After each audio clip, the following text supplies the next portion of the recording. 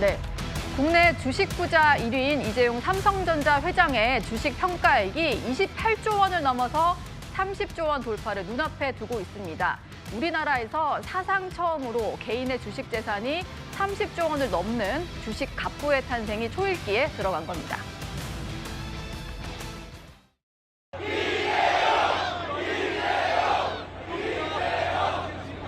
감사합니다.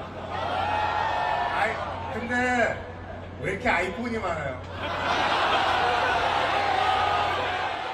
오늘 제가 여기 오게 된 것도 엔비디아가 삼성의 중요한 고객이고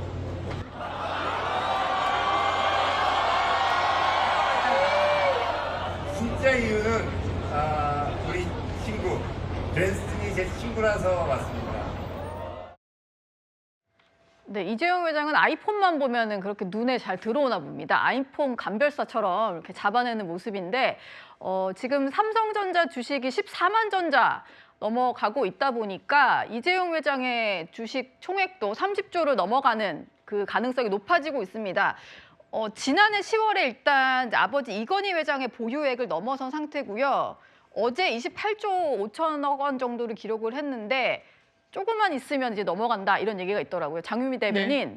처음으로 30조 갑부가 등장을 하게 되는 맞습니다. 거죠? 한국에서 주식 부자로 30조 원이 넘는 가치 평가액을 보유한 사람은 이재용 회장이 사실상 처음으로 기록이 될 예정이고요. 예. 아마 지금 보신 그 상승 추이를 보더라도 곧 이 30조의 돌파는 임박했다라고 보는 게 맞을 것 같습니다. 네. 삼성전자 주식을 다수 보유하고 있을 뿐만 아니라 지금 같이 상승세에 있는 뭐 삼성물산, 삼성생명 여러 주식을 그 계열사 주식을 같이 보유하고 있기 때문에 진작에 지난해 10월 29일에 본인의 선친이 사실 대한민국 가장 주식 부자였고 그 기록이 경신되고 있지 않았는데 그 선친이 보유하고 있던 기록을 아들인 이재용 회장이 깨면서 그 이후 그리고 그 끝이 어디까지 상승할 것인가가 굉장히 관심이 쏟아지고 있습니다. 예.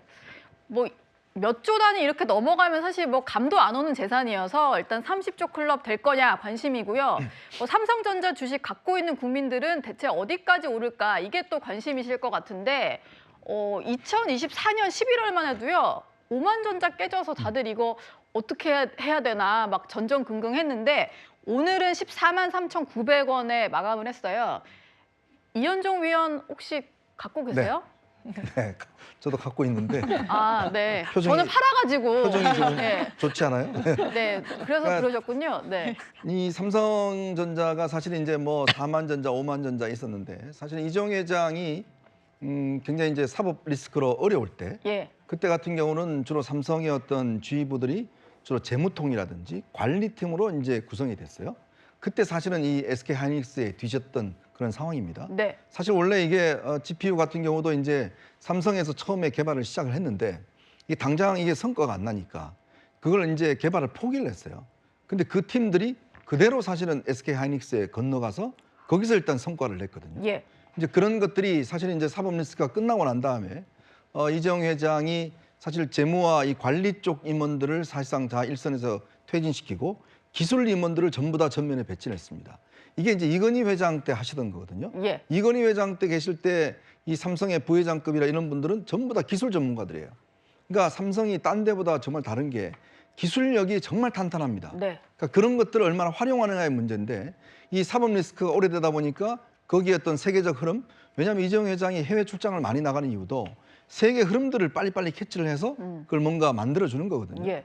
근데 이제 삼성전자가 지금 계속 주가가 오르는 이유도 제가 알기로는 아마 이 이재용 회장이 다시 경영 복귀를 한 다음에 굉장히 기술 부분에 아주 강력하게 어떤 드라이브를 걸었다고 그래요. 예. 그리고 제가 듣기로는 꽤 앞으로도 놀라울 만한 기술적 성장이 있을 것이다. 아, 호재가 더 있군요. 네, 그러니까 그런 이야기를 간접적으로 들었습니다. 예. 그러니까 그런 거는 뭐냐면 이제 삼성이 옛날에 이제 이건희 회장께서 이제 프랑크푸르트 선언을 위해서 삼성이 완전히 이제 새롭게 바뀌었듯이 이재용 회장의 최근에 어떤 기술 삼성에 대한 재선언 이걸로 인해서 굉장히 바뀔 것이고 특히 이 AI 시대의 삼성의 어떤 장점들 이런 것들이 이제 굉장히 앞으로 아마 좀 빛을 발할 것이다라는 전망들이 있습니다. 아마 제가 볼 때 지금 2024년 4만 9천 원 했는데 지금 14만 원이잖아요. 네. 근데 아마 내년 올해 말이나 이쯤 되면 14만 3천 원인데 얼마나 될 것인지. 그래요? 아, 그런 거에 그럴까요? 대한 기대가 예. 아마 있을 것 같습니다. 네.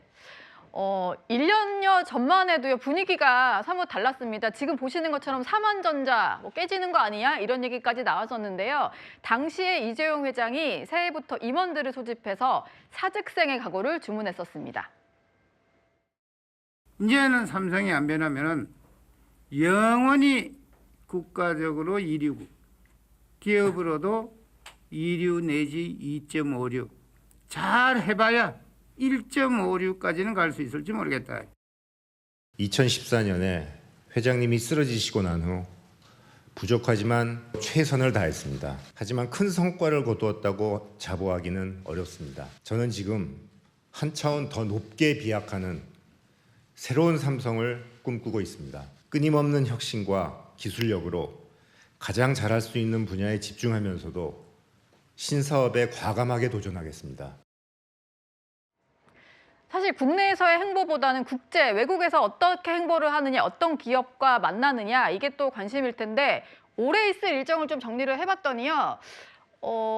여러 가지 좀 굵직한, 지난해군요. 지난해 주요 행보를 봤더니 시진핑 주석도 만났고 한미 정상회담도 동행을 했고 또 테슬라와 반도체 협력도 논의를 했고요. 이번에 또 한중 정상회담 국빈 방문에도 동행을 했었습니다.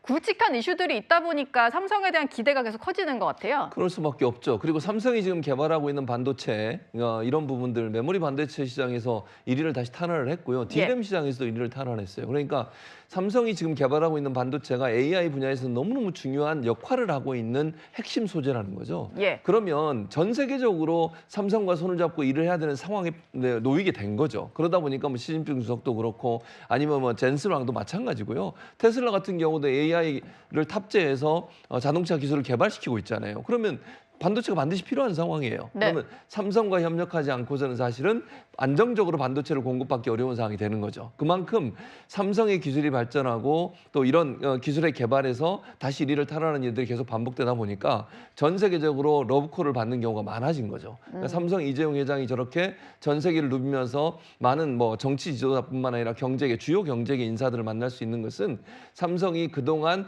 어려움을 겪고 있던 부분에서 상당히 많이 회복되고 있다는 점을 보여주는 것이고 그 삼성의 반도체 개발이 결국은 전 세계의 주류로 가고 있다는 것을 보여주는 상징적인 그런 행보가 아니겠나 이런 생각이 듭니다. 예, 알겠습니다. 오늘의 7위로 이재용 회장 소식을 만나봤고요.